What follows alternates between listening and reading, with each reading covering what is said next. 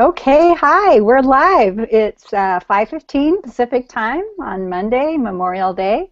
Happy holidays. Hope you had a nice time with a barbecue or camping or whatever else you do on this holiday, but we're glad that you're here visiting us if you're live with us today. So I'm Selena Poole. I'm back at my regular place of my home to broadcasting today.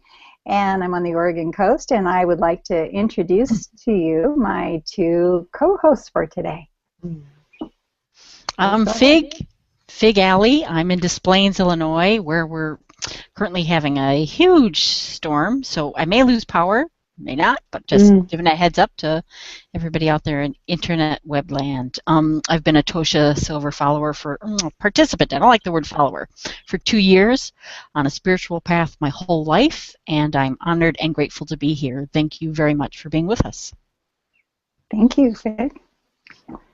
Hey, I'm Jennifer, and yeah, I'm here on a beautiful afternoon, Memorial Day afternoon, and in Maryland. I'm in Maryland in the countryside, and I'm really honored to be here with you all.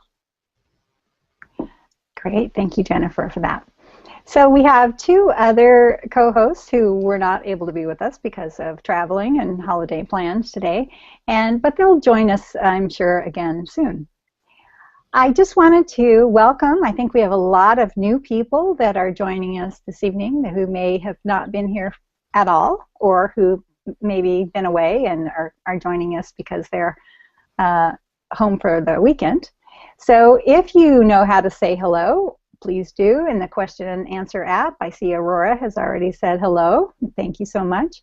If you don't know how to find the question and answer app, if you take your cursor over to the left side of your screen, pop-up menu will show up, and you'll see a little dialogue chat box that says Q&A. If you click on that, it may take a moment to upload the app, and then you will be able to type in your hellos or your comments or your questions, and we're able to get them about 30 seconds after you type them in. So this is the fun way that we have to engage and have you interact with us in our stories.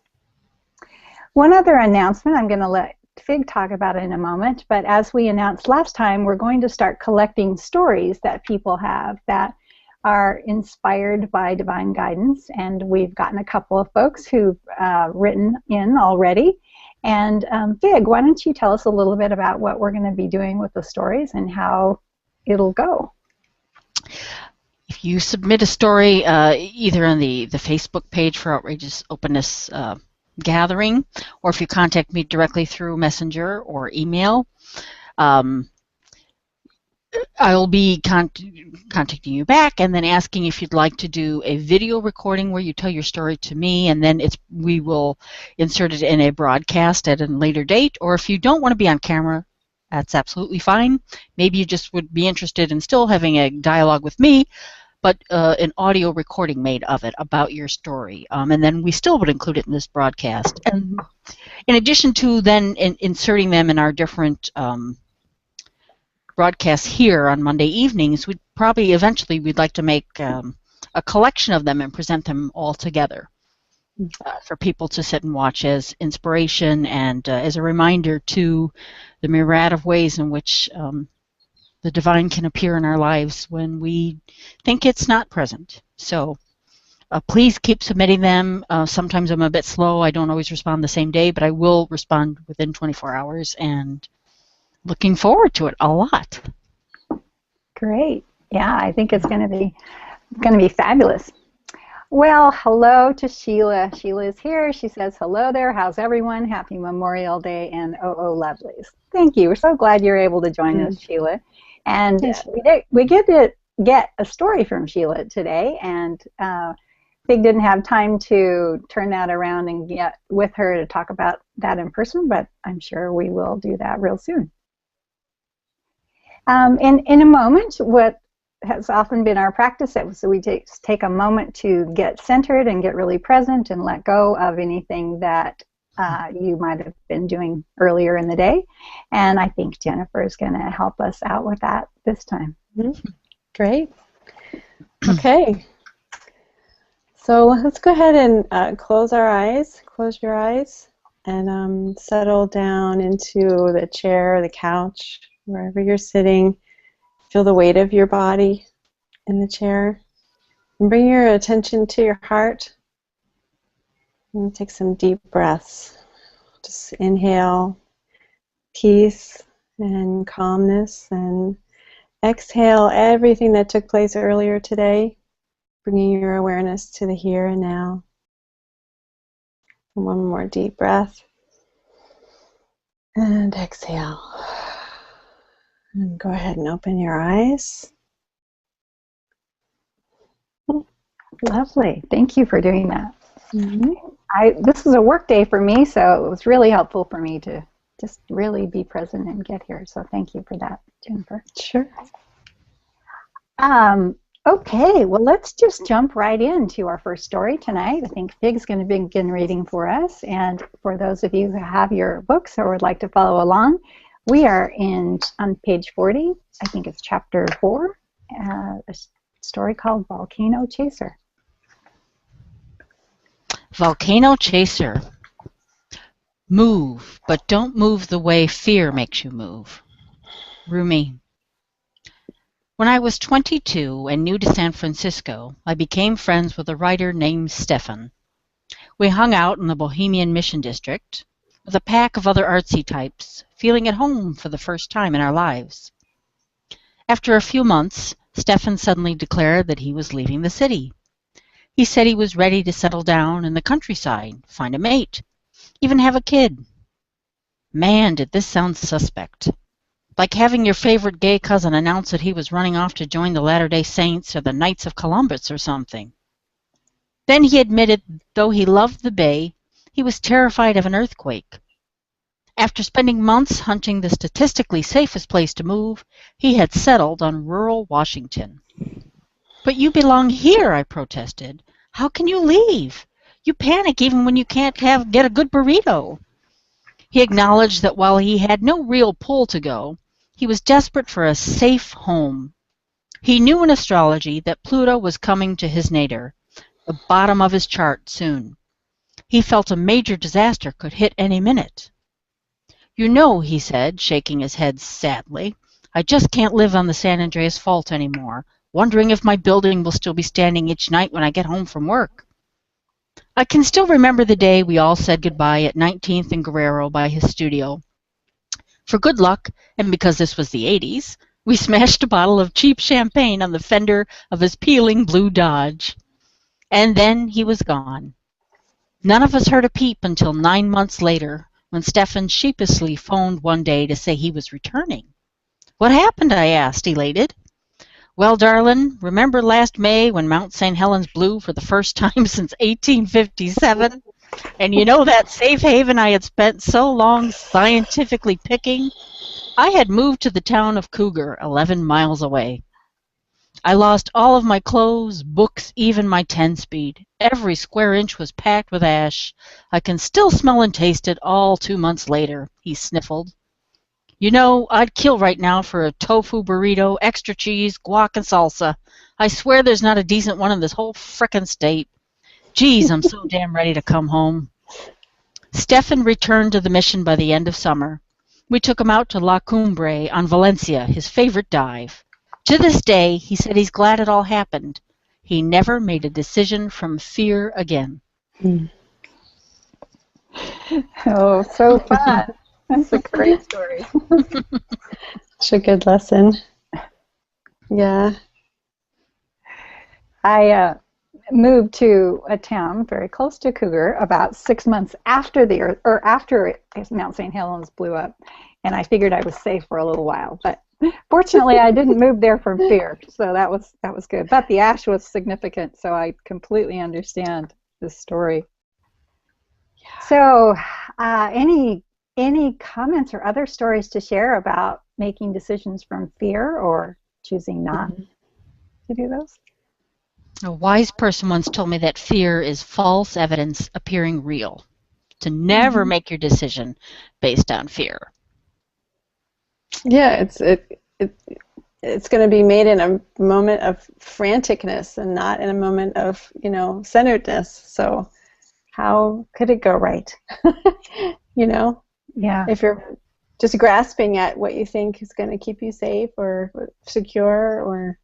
That's the key word, grasping. I think fear does cause us to grasp. I agree. That's it. That's the key. Mm-hmm.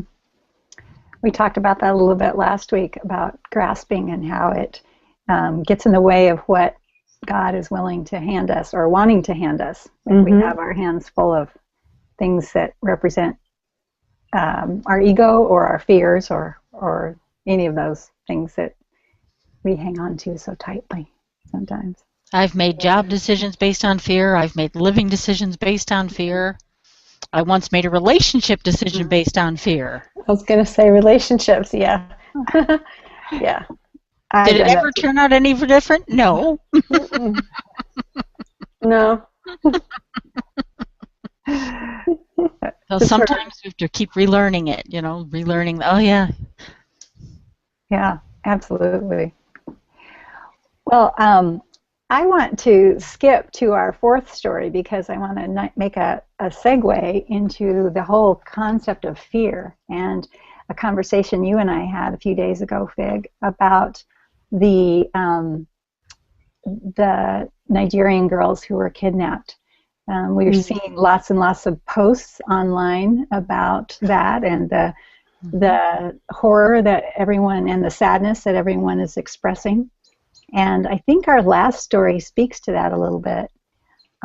So if you want to, we'll take just a second to let you switch over there and find it. I think it's on page 83 in chapter 9, called No Worries, Send Blessings. And while people are doing that, I want to say to we've got a couple more comments. First of all, Sheila says, so true that intuition doesn't live alongside of fear. Really insightful. Thank you. Excellent. And Lee Hansen says hello. I think he and his wife are going to visit us for the first time tonight, so we're really glad that you're here as well. Thanks for saying hello. Okay. And the bird is back. Yeah, the bird is back. Jennifer's bird. Yes. The outdoor birds, yeah, they're really happy. Well, maybe we will let them listen to you read the story, if you don't mind. Okay. All right. No worries, send blessings. No worry, send blessings. Worry is like throwing kerosene on a fire. Suki James. Often, in the course of a session, people tell me of someone they're concerned about. Maybe they have a child, parent, or a friend with a medical issue or a financial problem. They say they worry about this person all day long as a token of their undying love. But if you care about someone, worry is the worst energy you can send. It directly transmits fear and restriction since we usually visualize all the darkest possible outcomes. So even if it's well-intended, worry blankets the poor recipient's energy field in a negative vibe. Imagine a black express mail envelope marked "Thinking of you," filled with muck, mildew, and a few skull bones. That's worry. So it's simple instead to learn to send blessings as soon as worry begins. Just hold the person in your mind filled with light and happiness. See them peaceful and content. Do it day after day. That's the single most useful gift you can mentally offer anyone you love. A woman who was panicked about her daughter's first pregnancy. A woman called who was panicked about her daughter's first pregnancy. Every night she lay awake visualizing every possible disaster. Her imagination was on overdrive. What if her daughter tripped and fell down the stairs in her final trimester? What if the baby was unexpectedly premature? What if one day it hated its grandmother? Because she and her daughter were so bound, I knew the young woman was receiving this energy and worrying even more. And then imagine what the fetus was receiving. The tiny thing is thinking, yo, what are you crazy people out there sending me? I'm just floating here in amniotic happiness. What is up with you all? So I convinced my client to send blessings. I got an email later. She had created a circle of friends and family who got on the phone every night to mentally send her daughter light. They surrounded the birth with ease and happiness. The daughter began to feel uplifted. The birth went well. Cynics might say it could have gone smoothly anyway, but who cares? Why make a loved one shovel their way through all the fear you're unintentionally sending? And if you think you don't have time to bless someone, consider how consuming worry can be. Anxiety can be a full-time, hyper-focused mental devotion for an obsessed mind. And learning to shift from worry to blessings just takes practice. So send them to your loved ones, to strangers, to enemies, to animals, to the planet, and of course, to you. Yeah, I love that story. Big, would you share what you think about the conversation we had with the posting of the girls online, and just kind of share your perspective on that? Yeah, I was actually disturbed by all the postings. Not only the media attention, but all the postings on Twitter, all the social media, because everybody was saying, "Oh, this is disgusting. This is I'm so worried for them," and I could just picture what's happening to them. And every time I just thought, no, I just put that out of my mind immediately. I kept seeing them well, found, safe, together, unharmed, and I kept seeing them walking back home into their villages, being greeted by their parents. And I still hold that vision for them today. And to me, when you send people worry, people say, but it's well-intentioned. It's the same thing as pinning somebody down on the ground and saying, I love you so much, I want you to be free, but you won't let go and you're still keeping them pinned to the ground. Yeah. It's the same thing. It's not that way. And I had a client once who, out of the blue, had messaged me and said, I know I haven't seen you for a while, but I just want you to know I'm thinking about you, and I don't know why, but I've been worried about you lately. And I said, why? I don't want your worry. Take it back. And she was a little insulted because she felt I was blunt, and I said, that's not my problem. I don't want your worry. Send me love. If you can't send me the highest vibration, I don't want it. Keep it for you.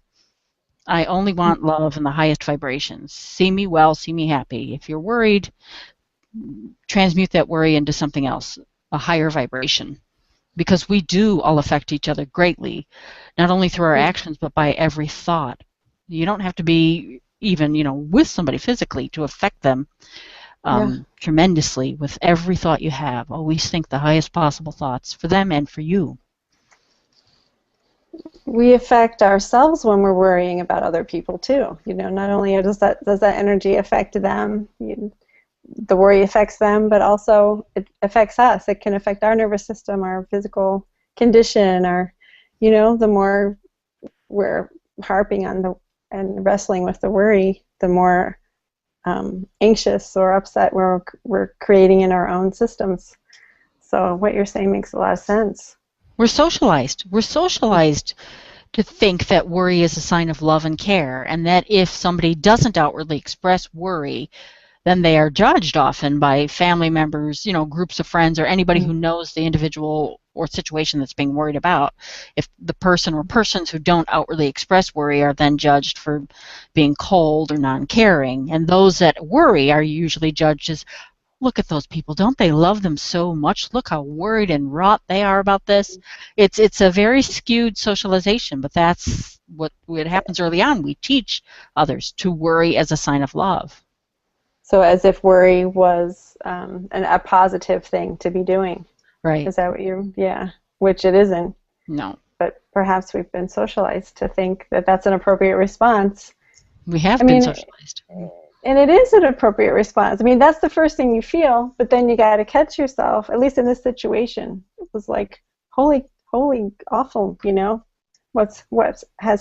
horrible what's happened to these young girls. But you have transmute to it. Yes. Yes, rather than send all that more horror their way, see them whole and healthy. They have enough worry for themselves. They're counting on us to uplift them in the moments when they can't lift themselves up. When anybody's in a tragic situation, they're doing enough worrying for themselves. They're counting on people around them to be the ones to help lift them up out of the muck, not to keep them in the muck. Yeah. Yeah, I had a friend once who, whenever she heard a siren, especially if it was an ambulance, but probably any siren, fire, police, any kind of siren, she taught me this, her immediate response was to send blessings to the people involved and to their family. And so, you know, it's such a nice knee-jerk response now that I learned all those years ago, that when I hear a siren, instead of worrying or wondering, oh, I wonder what happened, wonder what tragedy that might be connected to, is just to immediately send blessings to whoever's involved in their families.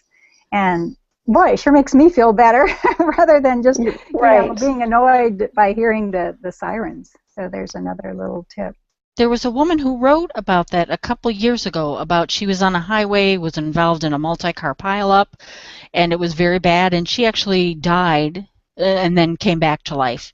But she said when she died and her spirit left her body that she was hovering over the highway, and she could see thought bubbles of the people who prayed for her, and they were bright light. She said that really uplifted her and made her feel good, and she could see the people who had worry, and it she said felt heavy and dark to her. There was a distinct visual difference to her, and she felt it was the people who there were more people praying than not, she said, in the vicinity she was, and that she felt that helped guide her back into her body. Wow, that's a great story. That's a wonderful story. Well, we have a couple of audience comments too with ideas about this.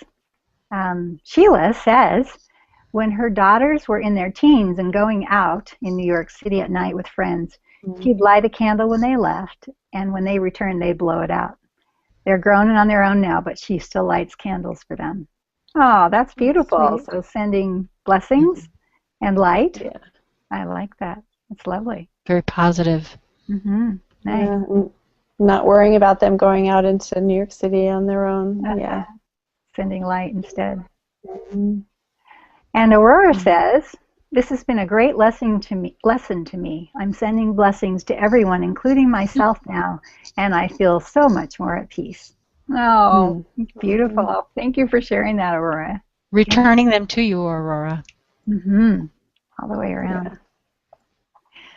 Yeah, so I don't watch the news, but the most beautiful story that I did read online about these Nigerian girls was about their tribesmen getting together to go find them. Oh my goodness. And I haven't heard if the government allowed them to do that or not, but what a beautiful story of dedication and love and graciousness that these young men were willing to recover these beautiful girls. So maybe we'll all just take 1 second and wish them the best and wish them health and peace and happiness and send blessings. As of today, they found them all together, but they have not yet rescued them because they don't want to risk the girls' lives. So they're now calling international help, but they have found them all together. Wonderful. That's good news. It's great. Great news. Okay, good. Leaf says, I think all emotions, even fear and worry, are valuable and best accepted and felt, but then moved into useful actions. The blessings, the words, and the actions that are expressions are deeper courage. Oh, yes. Yeah, good. And Aurora loves Sheila's story and says, lighting a candle for your girl's safety is such a nice ritual, Sheila. Thank you. All right. Well, let's move on to our next story, unless one of you has moved to find a poem. Yes, I was just reaching for the poem because you said that. All right. You want to go ahead, Jake? Yes, Love Potion number 9 is what I opened to. It's supposed to be. All right. Love Potion number 9. This surrender to you was never for the timid. Still, When you said you wanted all of me, I swooned and smiled, like we bhaktis do, never guessing what your immolation might actually mean. Over and over, you plucked away each bright bauble, a mad dive-bombing magpie, hell-bent on but one goal, a trail of your ink-black feathers marking my front door until my palms were raw and cracked and open to hold whatever you secretly planned for all along. Mm. That's from her Tosha Silver's Make Me Your Own, Poems to the Divine Beloved. Hold the book up.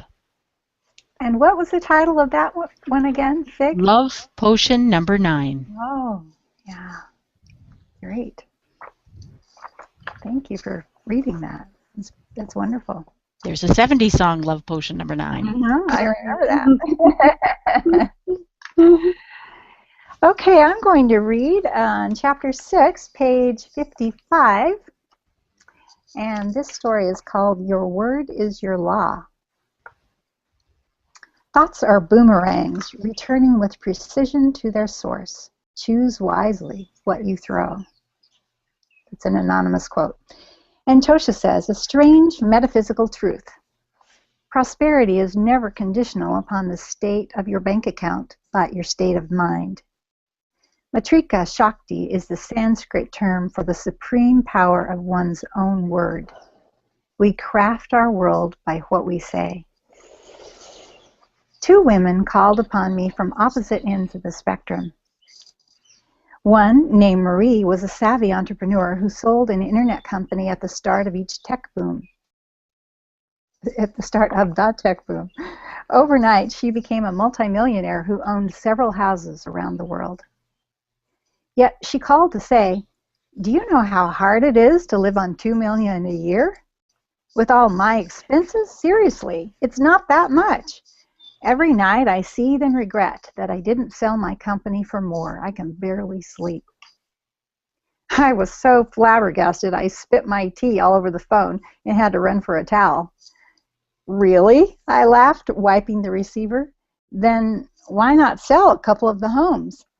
Does your happiness really depend on 5? Oh, I never could, she protested. I've waited all my life for them. But no one will ever believe I'm often broke. She continued to call often and bemoan her resources. One day, I'd finally had it. I said, Marie, I adore you, but listen, I've never owned a house and I live in an apartment, yet I feel like the frickin' Queen of England whenever we talk. I mean, how do I have more than enough, but you don't? So are you ready to change how you talk about money? I didn't hear from her again for a long time. Then she called out of the blue to say she'd declared bankruptcy. Through a series of strange upheavals, she'd lost almost everything. Her word of poverty indeed became her law. Meanwhile, Lori, the other client, lives a modest life, but exists in a true state of grace. Her gratitude and openness pretty much draw whatever she needs. Parking spaces beckon in crowded neighborhoods, extra jobs arrive for extra expenses, loyal friends just fall from the sky. And she wasn't always like this. She used to be a jealous Taurus who seriously resented anyone's good fortune. But she taught herself a new way to be. She always says, I have no idea how, but miracles constantly arrive. My needs are always met. Recently, she felt an urge to travel to Asia, but had no superfluous funds. Undeterred, she invoked divine order and just waited. She said, if I'm meant to go, let the perfect conditions come. Otherwise, let me be content where I am. She was cool either way. The day before she needed to buy her ticket, a neighbor called who made films. He asked if he could rent her home for a shoot, offering her the exact travel amount. Another time, she waited in Manhattan for a bus during a blizzard, sorry that she had forgotten her shawl. Spying a wool scarf a few feet away on the snowy sidewalk, she walked over and put it on, laughing that it was fuchsia, the color of her coat. The Shakti as perfect stylist. I've joked that she has so much faith in generosity, the angels compete to help. There's nothing she needs that doesn't arrive once surprising way or another, sometimes in the final hour. Now that is abundance. That's such a great contrast between the woman who was struggling on $2 million a year and the gal who just knew it was going to show up right at the moment that she needed it. Goes back to grasping, doesn't it? Right. It does. Indeed, yes. And believing that it will show up right at the right opportune moment. I do have to admit that happens to me a lot. That a check will show up in the mail, or I'll get a refund from some odd place like the power company or something. And I don't always connect it to a trip I want to take or something special that I want to do, but it seems to show up right at the right time, and I have often been flabbergasted and delighted by that. Figure, Jennifer, you have any stories to share along those lines? That happens to me not with money, but with food.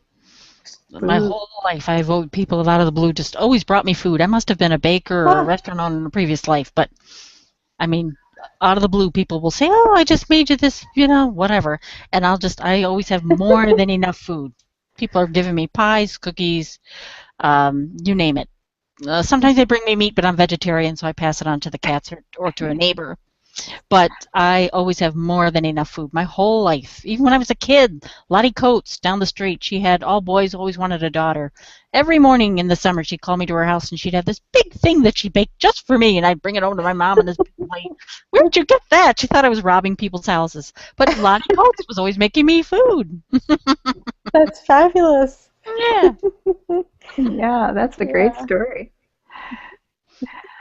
I know that, Selena, that similar things have happened to me too, where odd checks come in the mail and I find money often, out and about, and I just, through those little things, you learn that abundance is not connected to your job, absolutely not, and it's everywhere, available all the time. Whether it shows up as money or food or clothes or, scarves on the street or anything in between, it's always available. There's always enough. More than there is. Excellent point, because there is. Yeah, there is. My Aunt Dorothy had that luck with money. She lived in Arizona, not far from Vegas, so I would meet her in Arizona, and then we'd go to Vegas together, and she'd go to the slot machine, put $3 in, $3 coins, pull the lever, and she'd win thousands of dollars on one pull. And she'd go, "Oh my, look at that. Well, I won $5,000 again. Well, I guess I'll just put it over here in my purse. Let's go collect it. Come on, honey." Every time we went to Vegas, she'd do a $3 pull. And she won so much that she always got free hotel rooms because she'd have to be there 5 minutes. She'd clean up and we'd leave. always had money showing up in big amounts. Always. That's wonderful. My stepmom has that same story. She totally believes that she's the luckiest person in a casino there ever was, and she always wins, and she always pays for the trip and something magnificent for something else that she's wanting to do that's an extra, and but she doesn't drink, smoke, or gamble in any other part of her life. But when she goes into a casino, she just knows that the money is hers. And it's just fabulous to watch her do that. I love it. My mother-in-law was very similar to that as well. She had her suitcase full of gambling money, and it always seemed to get more full. Each time she went and came back, and she and my father-in-law were always getting free hotel rooms, and and again, like you're saying about was it your stepmom, Selena, that's the only time that Nanny ever did anything wild, really, was gamble in Atlantic City. But it was her knowing. She knew she was going to win. I think that's the key, just living as if you are abundant, and then you are. Yeah. it's like the universe wants to give to you. Mm-hmm. Go ahead. Oh, it's been one of my biggest lessons. I mean, I'm down with the divine. I trust in divine timing. I've always known that, but I have to say the money issue for me has been an issue. It's been one of my repeated hurdles is the only word I can come up with at this point, but where I've had to learn over and over and over and over. I've been self-employed the majority of my adult life. I've had to, learn to block out what society tells you about being self-employed and on your own, and then I've had to block out my own internal issues about, will there be enough? Will there be enough? Or how is this going to work out? How am I going to? That's been my biggest lesson over and over. And I am continually humbled. I'm continually learning. And the divine always shows me the way. Yet short-term memory. It's and that's my honest issue. Yeah. I always know other things will be there, but for something about the finances, that's my biggest learning curve. Yeah. Mm-hmm. Well, we've got lots of folks chatting with us about this also in our comments. Leaf says he's been reading Lynn Twist's The Soul of Money, which relates to this topic, and it's been rocking his world, and highly recommend it if you haven't read it. And then we have a couple of questions. Let's see. So Leaf continues, if I was single, I'd be happy to live a totally radical, financially trusting life. And early in marriage, we had 6 months experiment where we decided to be employed by God. $10,000 came the next day via insurance. Yet with a child, it's harder to live that radically by faith. And we are now wondering if we could, should, or if we should continue seeking some kind of more stable income. Currently both self-employed and barely making it. Wow, yeah, that's a question, big question. Either of you have any perspective to share? It does shift things when there's someone dependent on you. Yeah. Mm-hmm. But I do think, I think you could seek income of some kind and still have that faith that all will be provided for, and know that the divine's going to lead you to the right, whether it's another job as a self-employed person, or whether it's a job, that you'll be led there as it's needed, when it's needed. Yeah. What do you think, Fig? My experience with the divine is that although she is extremely imaginative, that she's also very practical and does not frown upon practicality. And you can still be self-employed, which I've been at this point too, being self-employed, where there are times where you just have to take a second job outside of your own self-employment and bring in the dough until you get settled. And that still is divine. So my experience with the divine universe is it's imaginative and magical, but also very practical. And divine honors practicality. And sometimes you got to do what you have to do. Yeah. Yeah. I know one time both my husband and I have been pretty much self-employed for the last 20-some years. We've been together and have 2 children. And during the lean times, there would be, part-time work that would show up. Walking past my favorite bookstore, and there wasn't a help wanted signed the day before, but the day I'm there, it was there. I get the nudge to go in, get the job, work on weekends for a while, and just follow the signs, follow the breadcrumbs, continue to go where you're led, and you'll be led. Yeah. That said, how could I forget this? This was many, many, many, many years ago, about 15 years ago. I'm not advocating gambling of any sort, but I don't play the lottery, but I was taking a walk one day trying to figure out how I was going to make finances work, again, with my business. I wanted to move to a bigger space. Rent was going to almost triple to the space I was going to move to. And I was taking a walk to sort it out, and I passed this little store, and I thought, I should go buy a lottery ticket. I'm like, nah, I don't buy lottery tickets. I kept walking, but the voice didn't go away. I was like 10 blocks away, and I turned around because the voice wouldn't stop. I went and bought 1 ticket for $1. Next day, over breakfast, I thought, I should check the numbers. I got a paper, check the numbers. Son of a gun. $16,000. $1. I love it. Wow. I love it. That is amazing. I'm not advocating that as the placebo for everything. I'm just saying you just never, ever know. Ever. Well, I think that the moral to that story is to pay attention to your intuition and the urges, and it wasn't part of your normal process to buy a lottery ticket, but something moved you to pay attention and do that in a different way.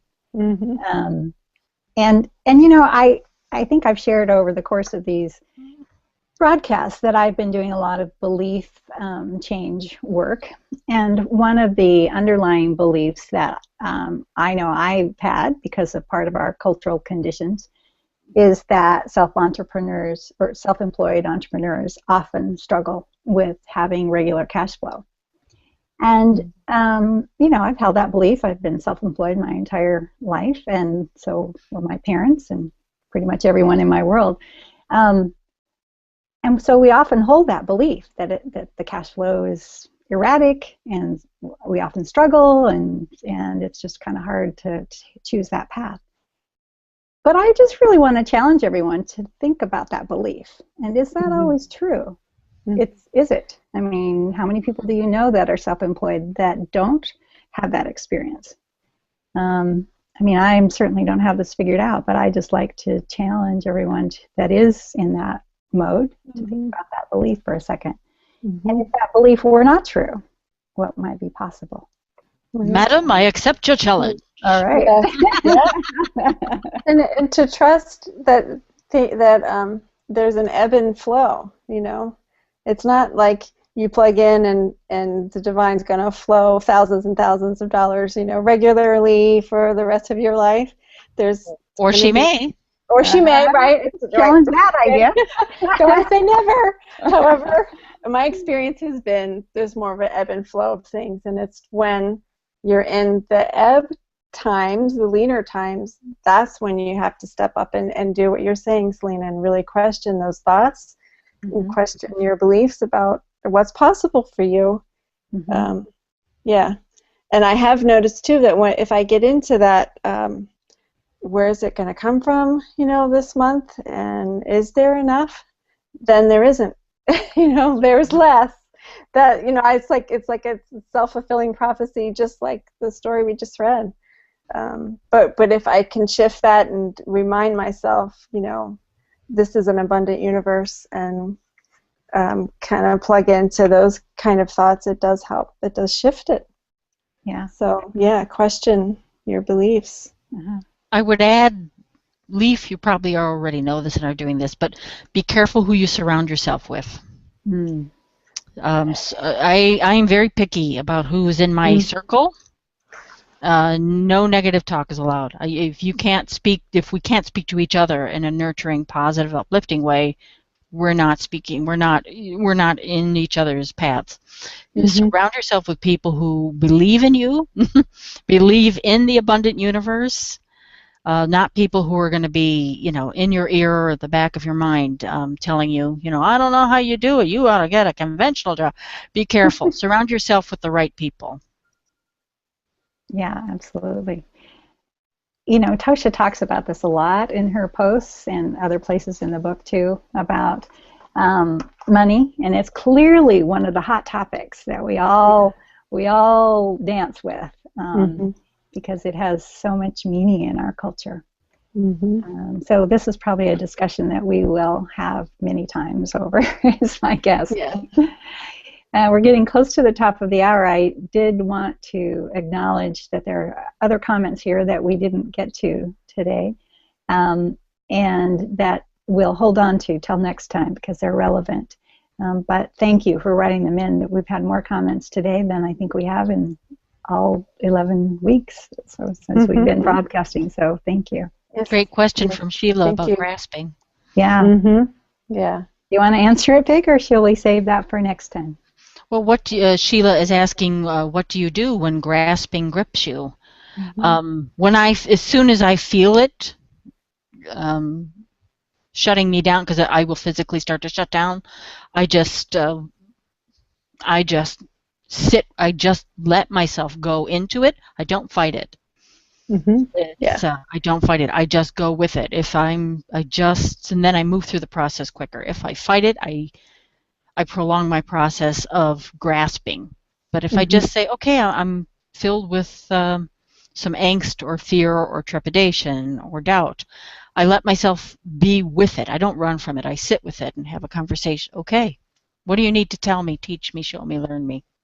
Mm-hmm. Mm-hmm. Yeah, that's great. We talked about that a little bit last week, about body clues of recognizing when you're holding on to something and grasping too tight, and then ways to acknowledge that and pay attention, and then ask the questions, just as you said, Fig, like, what do I need to pay attention to or learn or acknowledge in this moment? Good clues. Jennifer, would you like to just find a poem and read that for us tonight by way of closing, and then we'll absolutely end our night. How about ferocious hand? Speaking of grasping, I don't think it's about grasping, but let's find out. Ferocious hand. Never doubt what your own wise heart guides you to do, whether the action be small or grand. And though some may criticize or even mock your way, fear not. For when your heart speaks, your own listening is a supreme act of devotion. And an invisible, ferocious hand will steady you, hold you up, make clear your route until the time is right, and then fling open with flagrant, festive abandon any door that is still shut. Thank you so much. That's a perfect way to end this conversation. Yeah. Goes so fast. It does. Yeah. It does. so much to talk about, don't we?